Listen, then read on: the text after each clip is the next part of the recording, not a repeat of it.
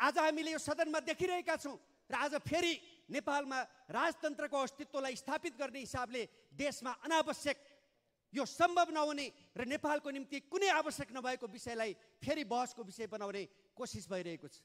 सम्झौता मानेको भए, सम्झौतामा बसेको भए कि आज यो परिस्थिति आउँथ्यो? आउँदैन थियो। जसरी दमनको सहारामा टिक्ने कोसिस असफल भयो, त्यसै गरी सम्झौता उल्लङ्घन गरेको कारणले राजतन्त्र सदाका लागि समाप्त भयो। आजकल यो सरकारमा रहेका माननीयज्यूहरूलाई, सरकारलाई साह्रै डर छ। राजाले कुन दिन लगेर थुन्दिन हुन्छ कि भनेर बेला बेला कराइराख्नुहुन्छ। भन्नुहुन्छ कहिले राजालाई समितिमा ल्याऊ, विधानै पढ्नुहुन्न। हाम्रो संसदमा निमावली बनाएको छ, त्यो निमावलीले राजालाई आफ्नो समितिमा बोलाउन पाउँदैन भन्ने कुरा सरकार संसदका प्रवक्ताले बोलिसकेको कुरा छ, जब निमावलीमा त्यो छैन। र अहिले भन्नुभएछ श्री 5 महाराजधिराज कहाँ हुनुहुन्छ, नेपाली कहाँ हुनुहुन्छ, कहाँ छ भन्नुभएछ। तपाईहरूले बनाएको कागजको खोस्टोमा श्री 5 महाराजधिराज हुनुहुन्न, तर नेपाली जनताको मनमा हुनुहुन्छ श्री 5 महाराजधिराज। यसमा केही आपत्तिको विषयवस्तु छैन। र राजालाई कारबाही गर्ने भन्नुभएछ। यदि तपाईँ कारबाही गर्न सक्नुहुन्छ भने व्हाइट बोर्डरका घोटाला, गिरिबन्धु टी एस्टेटका घोटाला, अहिले पनि पोखरा विमानस्थलमा अरबौं खाने भ्रष्टाचारलाई कारबाही गर्नुहोस्, राजालाई कारबाही गर्नु पर्दैन। एकजना सांसदले तपाईहरू त यो संविधानको रूपी कागजको खोस्टो बोकेर बस्नु भएको छ, हामी त दिलमा छौँ, दिलको कुरा गर्दैछौँ भन्नुभएको छ। म प्रतिपक्षका मान्यज्यूहरूलाई सोध्न चाहन्छु कि तपाईहरू सबै यो संविधान कागजको खोस्टो हो भन्ने कुरामा सहमत भएको हो? मान्य सदस्य, यहाँको समय मलाई लाग्छ होइन। त्यसकारणले यो संविधानको रक्षा गर्ने, त्यो संविधान बमोजिम संविधान प्रदत्त अधिकारहरूलाई स्थापित गर्ने, कार्यान्वयन गर्ने, त्यसको माध्यमबाट समाजलाई आर्थिक सामाजिक रूपान्तरणको प्रक्रियाबाट समाजवादतर्फ जाने संविधानको लक्ष्य हासिल गर्ने कुरामा त स्पष्ट हुनु पर्यो नि। त्यसकारणले राजतन्त्रको खोल ओढेर, राजतन्त्रको चाहिँ मनभित्रको मान्छे हुँ भनेर फेरि देशलाई अस्थिरता पैदा गर्ने, देशमा अराजकता पैदा गर्ने, दक्षिणपन्थी अवसरवादलाई हावी गर्ने, संगठनात्मक अराजकता सिर्जना गर्ने, यो राजसंस्थाको कुरा गर्नु भनेको प्रजातन्त्रको विरोध गर्नु हो भन्ने जुन गलत भाष्य निर्माण गरिराखिएको छ, यो गरिमामय संसदमा र जनताका प्रतिनिधिहरूले त्यो गलत परिभाषा चाहिँ लाउनु हुन्न भन्ने म आग्रह गर्न चाहन्छु। राजसंस्थाको कुरा गर्नु प्रजातन्त्रको विरोध गर्नु होइन, लोकतन्त्रको विरोध गर्नु होइन। र राजसंस्था र प्रजातन्त्र एक अर्काका विकल्प होइनन्। दुनियाँका धेरै समृद्ध देशहरू छन्, सुखी र सम्पन्न देशहरू छन्, जहाँ लोकतन्त्र र राजसंस्था सँगसँगै छन्। त्यसकारण कसैले यहाँ राजसंस्थाको कुरा गर्नु अथवा राप्रपाले राजसंस्थाको कुरा गर्नु र राजसंस्थाको पक्षमा कुरा गर्नु, राजाको पक्षमा कुरा गर्नु लोकतन्त्रको विरुद्धमा होइन। यो गलत भाष्य नलगाइयोस् भन्ने कुरा र यो गलत भाष्य निर्माण नगरियोस् भन्ने कुरा म सबै माननीय सदस्यहरूलाई, सबै राजनैतिक दलहरूलाई आग्रह गर्न चाहन्छु। लोकतन्त्रको विरोधी को छ र लोकतन्त्रको पक्षमा को छ भन्ने कुरा व्यवहारले देखाउने कुरा हो। लोकतन्त्रको ठुल्ठुलो डङ्का पिटेर त्यो लोकतन्त्रवादी हुँदैन। व्यवहारमा निरङ्कुश चरित्र गर्ने, हिजो राजाले यस्तो गरेको थियो भनेर आज अरू दलहरूमाथि, अरू विपक्षीहरूमाथि आफू चाहिँ निरङ्कुश व्यवहार गर्ने अनि आफू चाहिँ ठुलो लोकतन्त्रवादी हुने। नेपालको राष्ट्रिय राजनीतिमा 2007 सालको परिवर्तन क्रान्ति, 2046 सालको परिवर्तन र 62-63 को राजनीतिक क्रान्तिसम्म आइपुग्दाखेरि नेपालको इतिहासमा नेपालको राजतन्त्रले, तत्कालीन राजतन्त्रले पहिलो चरणमा दमनको सहारामा आफ्नो निरङ्कुश तन्त्रलाई टिकाउने कोसिस गर्यो। त्यो कुरा सफल भएन। दमनको सहारामा नेपाली जनतामाथि दमन गरेर रैती बनाउन सकिन्छ भन्ने कुरा असफल सिद्ध भयो। 46 पछिको परिवर्तन पछिको चाहिँ दिनचर्यामा, समयमा नेपालको राजतन्त्रले सम्झौता मार्फत आफू सरकारमा, शासन व्यवस्थामा रहिरहने, आफ्नो चाहिँ अस्तित्वलाई जोगाइराख्ने कुरामा सम्झौता गर्यो। तर नेपालको राजतन्त्रले आफैले सम्झौता उल्लङ्घन गर्यो, सम्झौताको खिल्ली उडायो, सम्झौताको धज्जी उडायो र फेरि निरङ्कुश बन्ने प्रयत्न गर्यो। त्यसको परिणाम राजतन्त्र सदाका लागि बिदा भयो। आज हामीले यो सदनमा देखिरहेका छौँ र आज फेरि नेपालमा राजतन्त्रको अस्तित्वलाई स्थापित गर्ने हिसाबले देशमा अनावश्यक यो सम्भव नहुने र नेपालको निम्ति कुनै आवश्यक नभएको विषयलाई फेरि बहसको विषय बनाउने कोसिस भइरहेको छ। सम्झौता मानेको भए, सम्झौतामा बसेको भए कि आज यो परिस्थिति आउँथ्यो? आउँदैन थियो। जसरी दमनको सहारामा टिक्ने कोसिस असफल भयो, त्यसै गरी सम्झौता उल्लङ्घन गरेको कारणले राजतन्त्र सदाका लागि समाप्त भयो। आज यही सदनमा आज मलाई खुसी लाग्यो, प्रमुख प्रतिपक्षका सबै दलहरू एक ठाउँमा उगेर शिक्षाको विषयमा सामूहिक रूपले ध्यानाकर्षण प्रस्ताव दर्ता गराउनु भयो। म यहाँहरूसँग फर्केर भन्न चाहन्छु, अस्ति मात्र यही संसदमा तपाईँको प्रतिपक्ष मध्येका एकजना सांसदले तपाईँहरू त यो संविधानको रूपी कागजको खोस्टो बोकेर बस्नु भएको छ, हामी त दिलमा छौँ, दिलको कुरा गर्दैछौँ भन्नुभएको छ। म प्रतिपक्षका मान्यजीहरूलाई सोध्न चाहन्छु कि तपाईँहरू सबै यो संविधान कागजको खोस्टो हो भन्ने कुरामा सहमत भएको हो? मान्य सदस्य, यहाँको समय मलाई लाग्छ होइन। त्यसकारणले यो संविधानको रक्षा गर्ने, त्यो संविधान बमोजिम संविधान प्रदत्त अधिकारहरूलाई स्थापित गर्ने, कार्यान्वयन गर्ने, त्यसको माध्यमबाट समाजलाई आर्थिक सामाजिक रूपान्तरणको प्रक्रियाबाट समाजवादतर्फ जाने संविधानको लक्ष्य हासिल गर्ने कुरामा त स्पष्ट हुनु पर्यो नि। त्यसकारणले राजतन्त्रको खोल ओढेर राजतन्त्रको चाहिँ मनभित्रको मान्छे हुँ भनेर फेरि देशलाई अस्थिरता पैदा गर्ने गैरे समय 10 मिनट। सम्मान्य सभामुख महोदय, आज हामी नेपालको राष्ट्रिय राजनीतिको धेरै महत्त्वपूर्ण क्षणमा छौँ। हामीले दिगो विकासका लक्ष्यहरू हासिल गर्ने,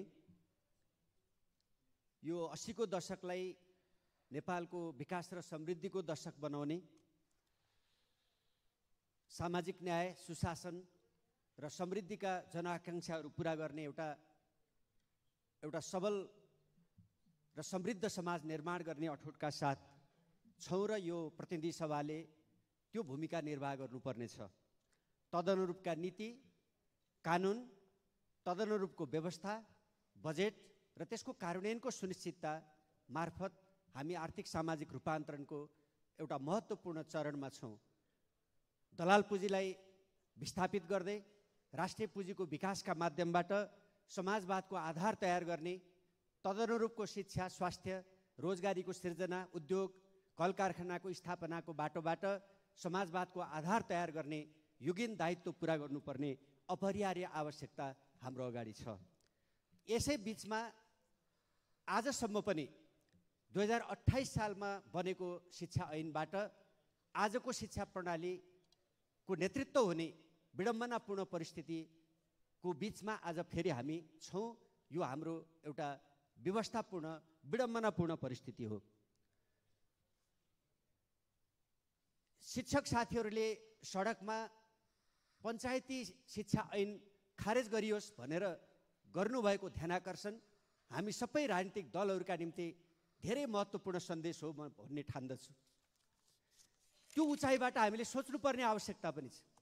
आजको संसदमा आजको प्रतिपक्ष सत्तापक्षको बेन्चमा बसेर, आजको सत्तापक्ष प्रतिपक्षको बेन्चमा बसेर हामीले नेपालको शिक्षा प्रणालीका बारेमा थुप्रै बहस छलफल गरेका छौँ र नेपालको पछिल्लो समयमा हेर्ने हो भने आजको प्रतिपक्ष सबभन्दा बढी समय शिक्षा मन्त्रालय सम्हालेको र यो प्रतिनिधि सभा बनेपछि शिक्षा समितिको सभापति सुरुदेखि नै प्रतिपक्षको बेन्चमा अहिले रहनुभएको दल र त्यहाँको मान्यजी समितिको सभापति रहेको तथ्य पनि हाम्रो अगाडि छ। तर पनि हामी यो शिक्षा ऐनलाई अझै टुङ्गोमा पुर्याउन सकिरहेका छैनौँ।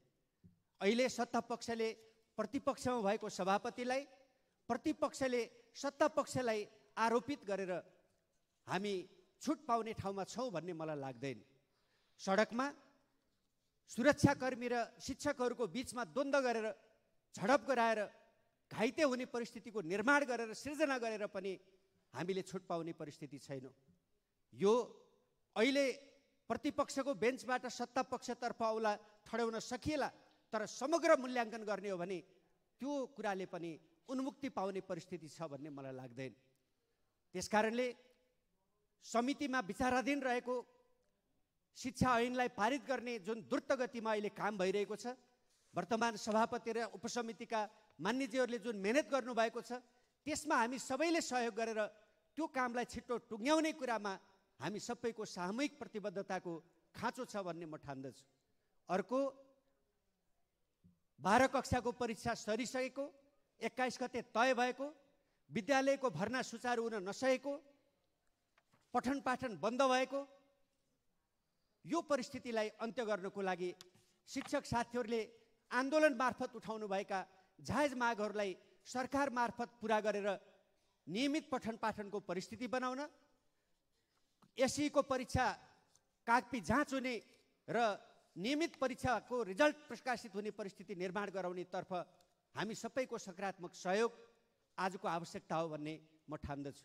नेकपा एमाले संसदीय दल त्यसका निम्ति म यो संसद मार्फत अपिल र आह्वान पनि गर्न चाहन्छु। सभामुख महोदय, हामीले देखिरहेका छौँ शिक्षक महासङ्घका नेताहरू प्रधानमन्त्रीसँग गएर छलफल गरेर फर्किँदाखेरि अत्यन्त उत्साहित भएर खुसी भएर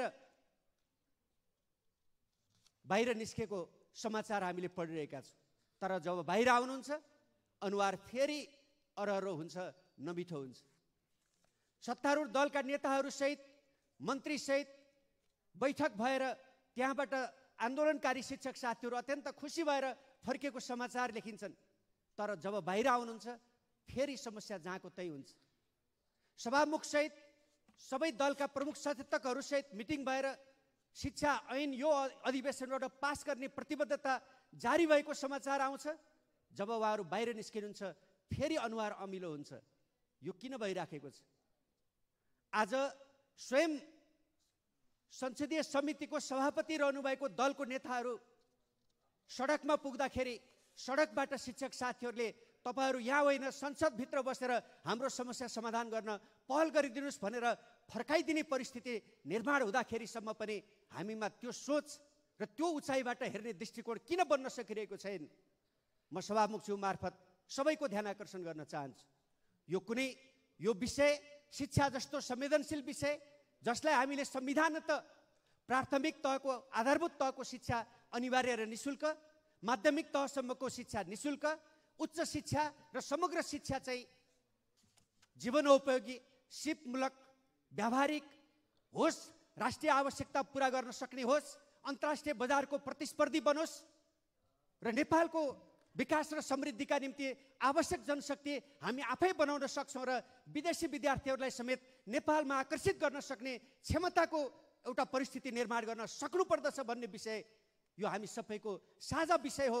त्यसका लागि हाम्रो साझा प्रतिबद्धता हुनुपर्नेमा यस्तो एउटा सामुदायिक आन्दोलनलाई, पेशागत आन्दोलनलाई, शिक्षा क्षेत्रको जस्तो संवेदनशील आन्दोलनलाई सत्ता ढाल्ने विषय अस्त्र बनाउने, सरकारलाई अप्ठ्यारो बनाउने अस्त्र बनाउने, सरकार ढाल्ने र त्यसैको जगबाट आफू प्रधानमन्त्री हुने असफल प्रयत्न गर्ने यस्ता चिजहरू बन्द हुनुपर्दछ।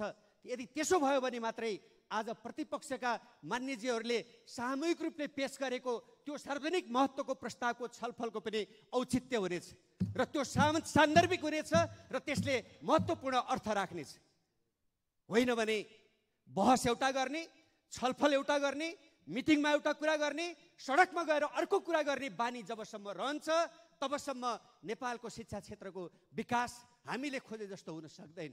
त्यसकारण म नेकपा एमाले संसदीय दलको तर्फबाट समेत र आफ्नो तर्फबाट समेत अहिले सम्माननीय प्रधानमन्त्रीज्यू, शिक्षा मन्त्रीज्यू, अहिले भर्खरै निवर्तमान हुनुभएको शिक्षा मन्त्रीज्यू, शिक्षा समितिको सभापति, सभामुखज्यू, सबै दलका चाहिँ प्रमुख सचेतकहरू सहित यो शिक्षा ऐन पास गर्नको लागि कोठाभित्र जुन सिरियसनेसका साथ काम भइरहेको छ त्यसलाई फलदायी बनाउनको लागि हामीले यहाँबाट बल प्रदान गरौँ, हामीले उपयुक्त वातावरण निर्माण गरौँ।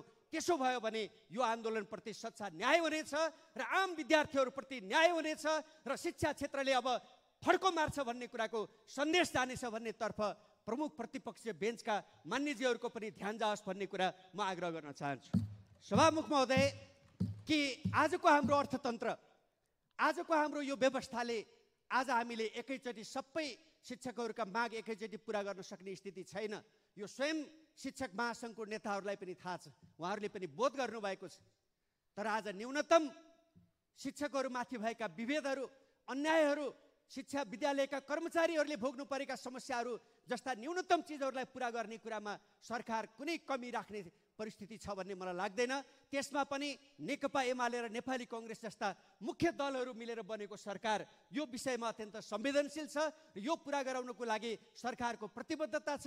म आजको संसद मार्फत आग्रह गर्न चाहन्छु, आज दिनभरिमा भोलिसम्ममा शिक्षकहरूसँगको चालु वार्ताले निष्कर्षमा पुर्याएर सहमति गरेर एउटा टुङ्गोमा पुर्याएर उत्साहका साथ विद्यालय खुल्ने, भर्ना अभियान चल्ने, कापी जाँच हुने, 21 गतेको परीक्षा सुचारू हुने परिस्थिति निर्माण गर्नेतर्फ सरकारको ध्यान जाओस् भन्ने कुरा म आग्रह गर्न चाहन्छु।